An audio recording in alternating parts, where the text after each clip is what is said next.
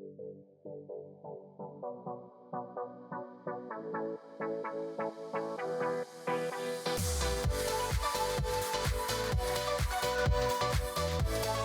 love everybody to give a hand to Jennifer Yruegas.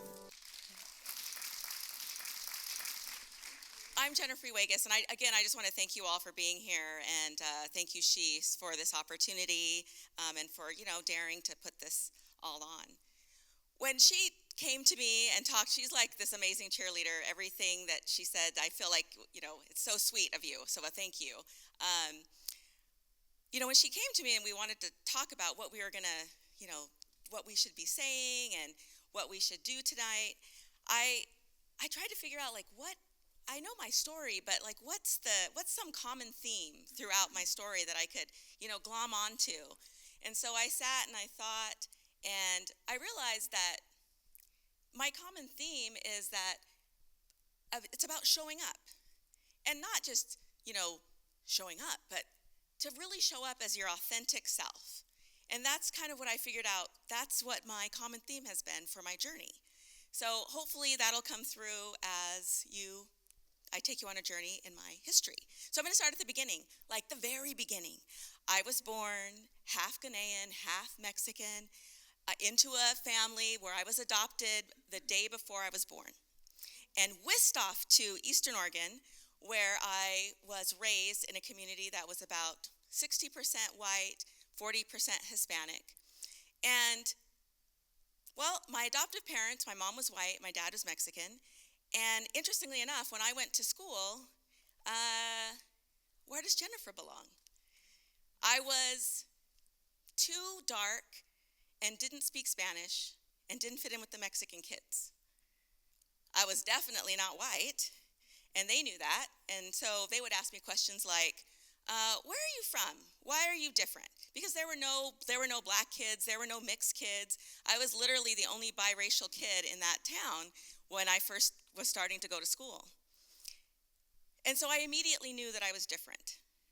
And then when I went into elementary school, I again got that reinforced, because even though I was reading at home at a higher level, like when I went into first grade, I was reading at a third grade level, I was put into remedial classes.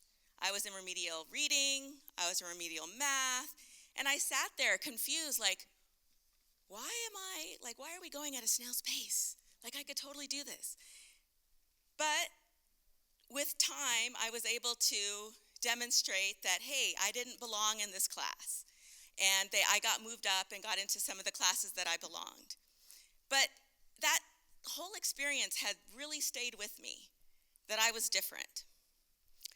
And what it taught me, though, was that I needed to be resilient. So the first time in my life, I learned I needed to show up for myself. I needed to be resilient because of me, for me.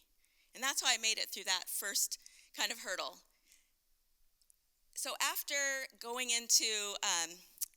graduating from high school and kind of getting through that whole scenario, which is a totally different story for another day, I went on to college, and I went to Pacific University, and then decided that I would go on to law school. And again, just like in elementary school, I had all these people who really underestimated my abilities.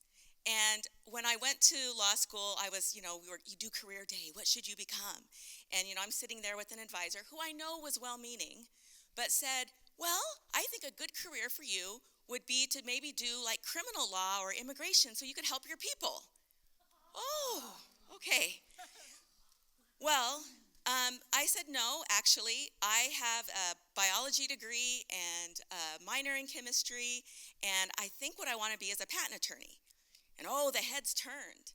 Patent attorney? I don't think there's anybody that looks like you who's a patent attorney. And so I started taking the patent classes. I was the only female, definitely the only person of color in the room. And lo and behold, I graduate from law school, and I go to work at Schwab Williamson Wyatt, a firm that had been around for 150 years by that time. And I was the first Latino to ever be hired at that firm. So, a whole century had passed, and they had never hired a Latino. And so I got hired there. And so that was the first kind of this first barrier that I broke. But then it wasn't enough. I decided I'm going to take the patent bar, 33% pass rate. And so I took the patent bar. I passed, and when I passed, at the time I didn't know this, but at the time I was the first woman of color to have passed the patent bar in Oregon and to become a patent attorney. And today, thank you. Today, less than 1% of all patent attorneys are actually women of color. So we kind of know each other. There's less than 100 of us, and we hang out sometimes, But, it was this idea of being the first. Not in the moment, it's intimidating. And sometimes I felt like when you're the first person or you're the only person in a space, sometimes you're asked to represent everyone. I remember being in law classes where a question would be asked, what do you think about the Miranda rights? Because every freaking criminal case we ever read had to have a Hispanic last name, and so so they would look at me, and they'd be like, what do you think, Jennifer? It's like we're representing everybody, and that can be intimidating. And then when I started to get my first job, I was like, if I'm the first Latina that's working at Schwabe, I better not screw up. They're not going to hire anybody else.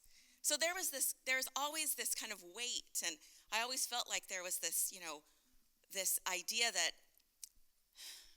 I had to try harder, I had to be better. And that is a lot of weight to carry, where you're always trying to, in some ways please others and do better, and never knowing when you've really achieved, when you've, reached that top level. But again, it was okay. It was okay to be the first.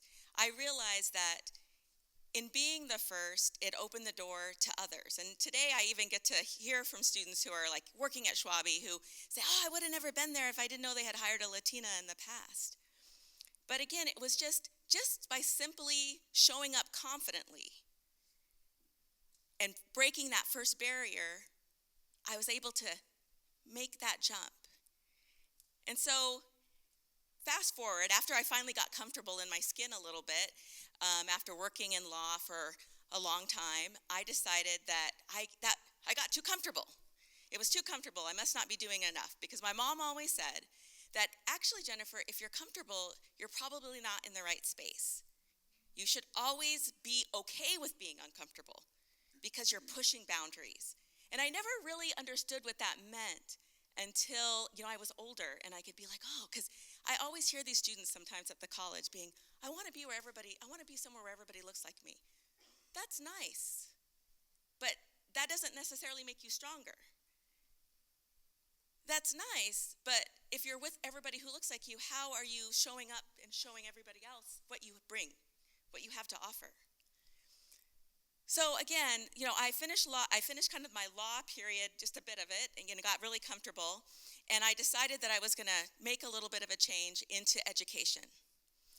And actually, when I went back to Pacific University and became their general counsel, and then later on the dean of the College of Business, this is where I experienced actually my really most impactful moment of my career.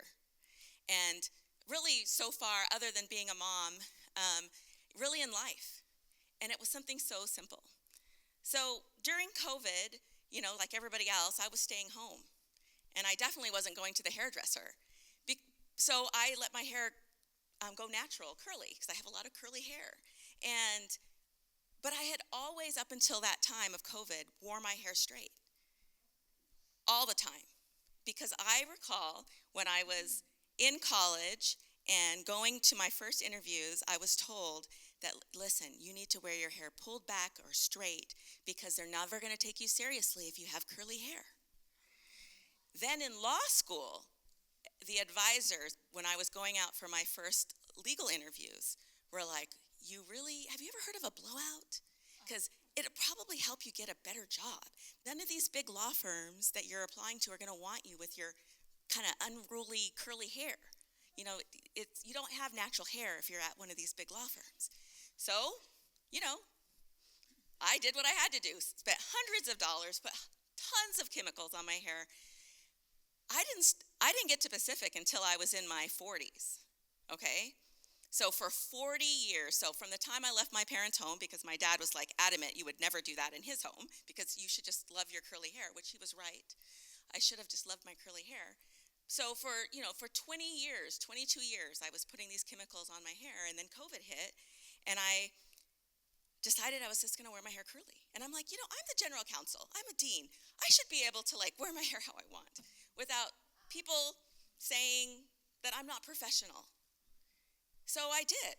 So we got back to school and I wore my hair curly, and I'll tell you, it was weird. I was actually uncomfortable. And it really made me like self-conscious. But I was like, I'm gonna do this because I'm not gonna go back to blowing out my hair.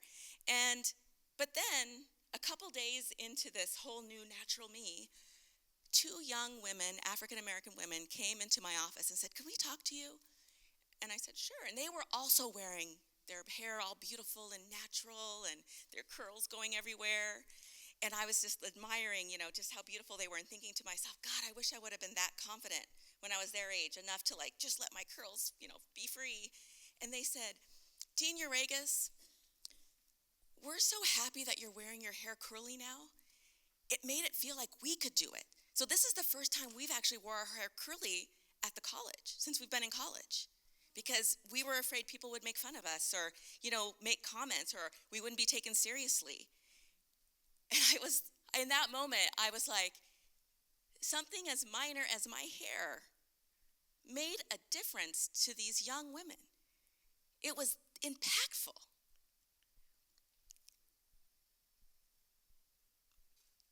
Knowing that just by simply showing up, by being my authentic self, it changed their lives.